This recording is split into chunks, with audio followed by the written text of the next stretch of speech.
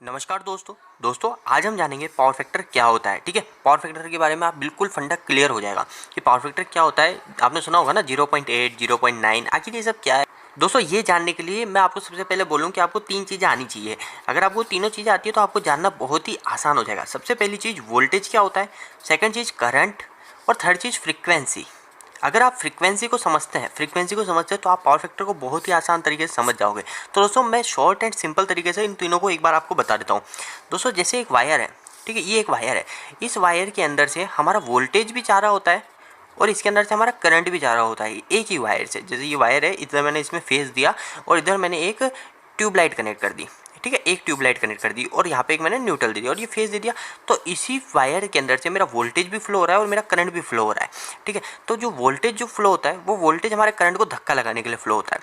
ठीक है, तो दोस्तों फ्रीक्वेंसी क्या होती है, अब आती है बात की फ्रीक्वेंसी क्या होती है। तो फ्रीक्वेंसी के लिए दोस्तों आपको दो चीज़ सुननी है, एक AC और एक DC। तो आपने एक वर्ड जरूर सुना होगा कि इंडिया के अंदर हमारे जो गवर्नमेंट सप्लाई करती है वो 50 हर्ट्ज फ्रीक्वेंसी को सप्लाई करती है। पर दोस्तों डीसी के अंदर हमारा फ्रीक्वेंसी नहीं होती है, वो 0 हर्ट्ज होती है। ठीक है, या फिर आप ये भी बोल सकते हैं कि इसके अंदर फ्रीक्वेंसी होती ही नहीं है। ठीक है, इसको मैं अभी आपको अच्छे से समझाता हूँ। जैसे एक हमारे घर में जो आपने बल्ब देखे हैं 100 वाट के, ठीक है, वो बल्ब हमारा अगर 50 हर्ट्ज फ्रीक्वेंसी है ना दोस्तों, और अगर उसके अंदर हम एक फेज दे रहे हैं और एक न्यूट्रल दे रहे हैं, तो ये जो बल्ब है ना हमारा, ये हमारा एक सेकंड के अंदर हमारा 50 टाइम्स तो बंद हो रहा है, 50 टाइम्स बंद हो रहा है, 50 टाइम्स स्टार्ट हो रहा है। ठीक है, इसको समझने के लिए एक ये बहुत ही अच्छा तरीका है कि एक 50 हर्ट्ज का मतलब एक सेकंड में 50 बार बंद हो रहा है, 50 बार स्टार्ट हो रहा है। अगर 60 हर्ट्ज है तो बल्ब हमारा 60 बार तो बंद हो रहा है और 60 बार हमारा बल्ब स्टार्ट हो रहा है। दोस्तों अगर आपको ये चीज़ देखनी है कि आखिर ये कैसे होता है, तो दोस्तों एक हमारा एक डिवाइस होता है VFD करके। ठीक है, इसकी फुल फॉर्म होती है वेरिएबल फ्रीक्वेंसी ड्राइव, यानी इससे हम क्या फ्रीक्वेंसी को एडजस्ट कर सकते हैं। जैसे 50 हर्ट्ज फ्रीक्वेंसी है तो हम उसको क्या 40 हर्ट्ज कर देंगे, 10 हर्ट्ज कर देंगे, तो वो बल्ब हमारा क्या एक सेकंड में 10 बार बंद चालू होएगा तो आपको दिख जाएगा। और ये VFD को हम यूज इसलिए करते हैं, हमारी मोटर होती है, उस मोटर को स्पीड को वेरी करने के लिए, मोटर की स्पीड हम क्या फ्रीक्वेंसी कम करते हैं ना, फ्रीक्वेंसी कम करते हैं तो हमारी मोटर की स्पीड कम हो जाती है। तो दोस्तों अब मैं आपको जो हम पॉइंट की बात पे आते हैं कि पावर फैक्टर क्या होता है। तो दोस्तों पावर फैक्टर समझने के लिए मैंने आपको फ्रीक्वेंसी क्यों बताया।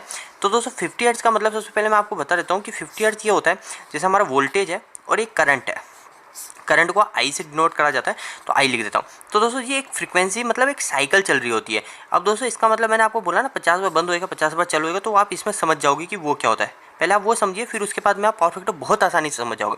तो दोस्तों जब मैंने आपको बोला 50 बार बंद हो रहा है, तो हमारा क्या 50 हर्ट्ज का मतलब ये एक साइकिल है, ये एक यहाँ से साइकिल स्टार्ट हुई और एक ये साइकिल खत्म हो गई, इसके बाद में दूसरी साइकिल स्टार्ट हुई, ये दूसरी खत्म हो गई, ऐसी ये 2 साइकिल हो गई, ऐसी हमारी 50 बार साइकिल बन रही है। तो मैंने आपको बोला 50 बार चालू हो रहा है, तो 50 बार चालू मतलब ये पॉजिटिव की कंडीशन में है, यहाँ तक तो ये चालू है बल्ब, और इसके बाद में जब ये नीचे गया तो हमारा बल्ब बंद हो गया।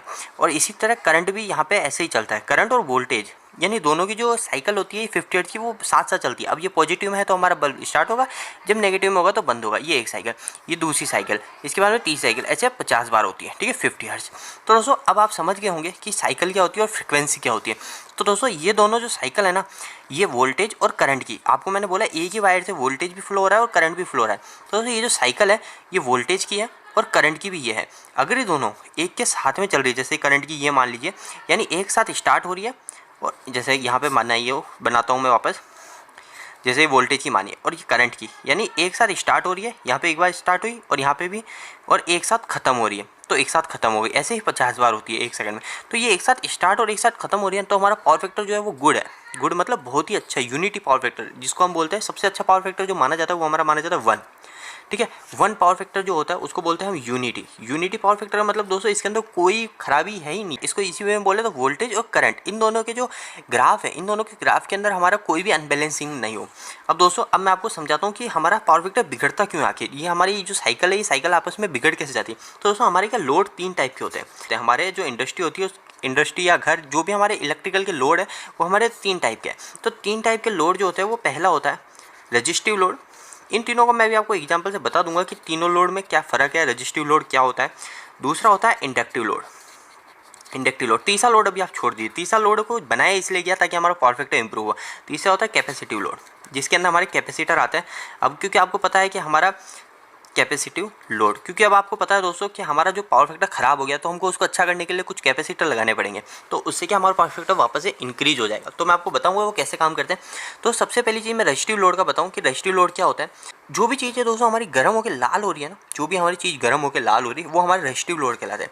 रेजिस्टिव लोड जो हमारी चीज़ें गर्म होकर लाल हो रही है वो कहलाते हैं। जैसे आप एग्जांपल लेंगे इसके, अगर इसका एग्जांपल देखना चाहेंगे तो हमारे घर के अंदर आपने बल्ब देखे हैं, वो क्या हो रहा है, हीट हो रहा है, बहुत ज़्यादा हीट हो जाता है और वो गर्म होकर लाल हो रहा है और रोशनी दे रहा है। इसके अलावा दोस्तों हीटर मान लो, हीटर जो होते हैं, हीटर भी आपने देखे, हीटर भी गर्म होकर लाल हो रहे हैं बिल्कुल।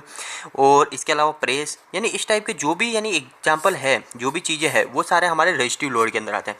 और रेजिस्टिव लोड जो है सबसे अच्छा जो लोड माना जाता है हमारा पावर फैक्टर के लिए, वो रेजिस्टिव लोड माना जाता है। इसके अंदर हमारा पावर फैक्टर बिल्कुल बेस्ट रहता है। इसके बाद में दोस्तों इंडक्टिव लोड, ये है सबसे ख़राब लोड।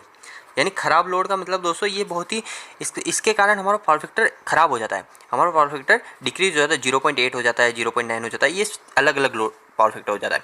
तो दोस्तों इंडक्टिव लोड के अंदर कौन कौन से लोड आते हैं, यानी इंडक्टिव लोड के अंदर एक वायर है, उस वायर की कुंडली बनी हुई है, यानी कोयल बनी हुई है, कोयल बनी हुई है और वो किसी से चिपकी हुई है, यानी कोई लोहा है उसके ऊपर हमने कोयल लपेट दी और क्या हो रहा है उसके अंदर, यानी जो भी चीज़ें हैं, जो भी चीज़ जिसके अंदर कोयल है और वो रोटेट हो रही है, यानी जैसे एक मोटर है, एक मोटर के अंदर हमारे कोयल भी होती है और मोटर के अंदर रोटर जो होता है वो घूमता है, तो यानी वो सब इंडक्टिव लोड के अंदर था। और कैपेसिटिव लोड के अंदर हमारा कैपेसिटर आता है, कैपेसिटर। अब दोस्तों मैं आपको तीनों के अंदर बताऊं कि आखिर होता क्या है। मैंने अभी आपको जैसे बताया था कि ये देखिए, ये वोल्टेज की वेव फॉर्म हो गई और ये हमारी करंट की वेव फॉर्म हो गई, ठीक है। अभी आप मानिए कि दोनों साथ में है। अब जो सर रेजिस्टिव लोड के अंदर क्या होगा, रेजिस्टिव लोड के अंदर हमारा वोल्टेज और करंट की वेव फॉर्म जो होगी वो साथ में स्टार्ट होगी, साथ में खत्म होगी, तो इस कारण से हमारा पावर फैक्टर जो होगा बिल्कुल बेस्ट होगा, ठीक है, बिल्कुल बेस्ट पावर फैक्टर होगा रेजिस्टिव लोड के अंदर। अब दोस्तों क्या होता है ना, हमारा जो इंडक्टिव लोड आता है, इंडक्टिव लोड जब हम स्टार्ट करते हैं तो इंडक्टिव लोड के अंदर क्या हो जाता है दोस्तों, एक वर्ड सुनाई देता है जो कि बिल्कुल इंजीनियरिंग लैंग्वेज में, कि करंट हमारा लैग कर रही होती है। लैग का मतलब दोस्तों, लैग ऐसा वर्ड बोला गया पर इसका ईजी वे में मतलब है कि करंट हमारी पीछे रह जाती है। अब जैसे मैंने आपको बताया ना वेव फॉर्म कि दोनों साथ में चलनी चाहिए, करंट की भी और वोल्टेज की भी। जब इंडक्टिव लोड हम कनेक्ट करते हैं तो इंडक्टिव लोड कनेक्ट करने के कारण हमारा जो एक मोटर, मान लीजिए मोटर कनेक्ट करते हैं तो हमारा जो करंट होता है, करंट लैग कर जाता है। करंट लैग कर जाता है मतलब ये वोल्टेज की वेव फॉर्म है और ये हमारी करंट की वेव फॉर्म थोड़ी पीछे हो जाएगी, यानी करंट की वेव फॉर्म ये यहाँ पे ऐसे आ जाएगी और यहाँ पे खत्म हो जाएगी, तो करंट की वेव फॉर्म पीछे हो गई। तो अगर ये दोनों पीछे हो गए तो इनके बीच में अनबैलेंस हो गया, इन दोनों की वेव फॉर्म में गैप आ गया, तो ये गैप हमारा पावर फैक्टर को बताता है पावर फैक्टर कितना है। अगर ये गैप ज़्यादा बढ़ेगा तो हमारा पावर फैक्टर ज़्यादा डिक्रीज होगा, अगर गैप बिल्कुल पास में यानी बिल्कुल सेम है तो हमारा पावर फैक्टर बिल्कुल यूनिटी है। तो दोस्तों कुछ इस प्रकार होता है। अब दोस्तों क्या होता है, तीसरी चीज़ होती है हमारी कैपेसिटिव लोड। कैपेसिटिव लोड को इसलिए बनाया गया क्योंकि दोस्तों देखो, अभी हमने यानी इंडक्टिव लोड लगाया, इंडक्टिव लोड लगाया तो हम करंट जो है, करंट पीछे हो गया। तो अब क्या कैपेसिटिव लोड के अंदर ये होता है, कैपेसिटिव लोड क्या करंट को आगे कर देता है। अब जैसे ये वोल्टेज है और ये करंट है, मैं वापस से यहाँ पे बनाता हूँ, ये एक वोल्टेज है और एक ये करंट है यहीं पे। अब जब मैंने इसमें कैपेसिटिव लोड लगाया ना, कैपेसिटिव लोड लगाने के चक्कर में हमारा जो करंट हो जाएगा वो करंट हमारा आगे हो जाएगा और वोल्टेज हमारा पीछे हो जाएगा। तो दोस्तों इसलिए हम क्या बाद में क्या हम कैपेसिटिव लोड लगा के इसको बराबर करते हैं, यानी जैसे जो पहले करंट पीछे रह गए उस करंट को आगे कर लेते हैं और बिल्कुल वापस से हम यूनिटी पावर फैक्टर करने की कोशिश करते हैं। तो दोस्तों ये होता है हमारा पावर फैक्टर।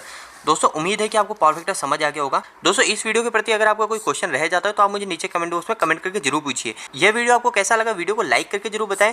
इलेक्ट्रिकल की वीडियो दोस्तों आप हिंदी में देखना पसंद करते हैं, इस चैनल को सब्सक्राइब कर लीजिए। आज के लिए इतना ही, धन्यवाद।